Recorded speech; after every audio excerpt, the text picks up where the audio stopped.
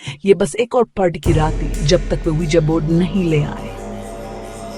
रात के करीब 1 बजे उन्होंने सोचा कि दूसरी तरफ जो भी है उसे बुलाते।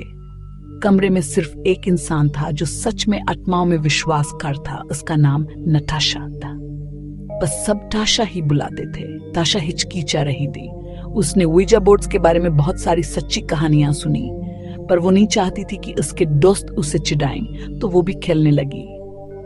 उन्होंने हार्मलेस क्वेश्चंस से शुरुआत की। क्या कोई यहाँ है?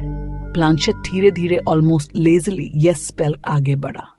वे घबरा कर हंस। फिर किसी ने पूछा, क्या तुम हमें चोट पहुंचाना चाहते हो?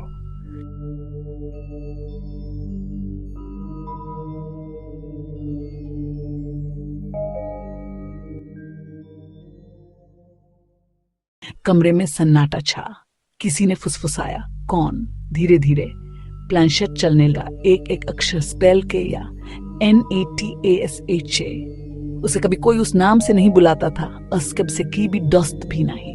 वो खड़ी हुई, पीली पड़ गई और कमरे से बाहर चली गई। उसके दोस्त डरे हुए पर क्यूरियस है, पर अपनी घबराहट में वे एक नियम भूल गए जो साब को पता होता। उन्होंने कभी गुड बाय नहीं कहा। बाद में उस रात ताशा को ज्यादा कुछ याद नहीं। वो माइग्रेन और नोज ब्लीड के साथ जागी।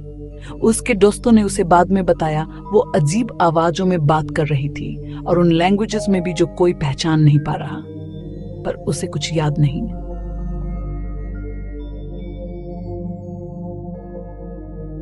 कुछ दिनों बाद ये फिर से हुआ और फिर उसके पेरेंट्स ने भी देखा। फिर 2 हफ्ते बाद ताशा गिर गई। दर्द से चिल्लाते उसकी किडनी लगभग बंद हो गई। डॉक्टर्स को कोई कारण नहीं मिला, पर सर्जरी से ठीक दर्द गायब हो उसे अगले दिन छुट्टी मिल गई। ताशा को लगा कि सब खत्म हो, पर कभी कभी जब वह अकेली होती उसे अपनी गर्दन पर उंगलियां महसूस होती, कोई उसका हाथ पकड़े हुए। जब कोहत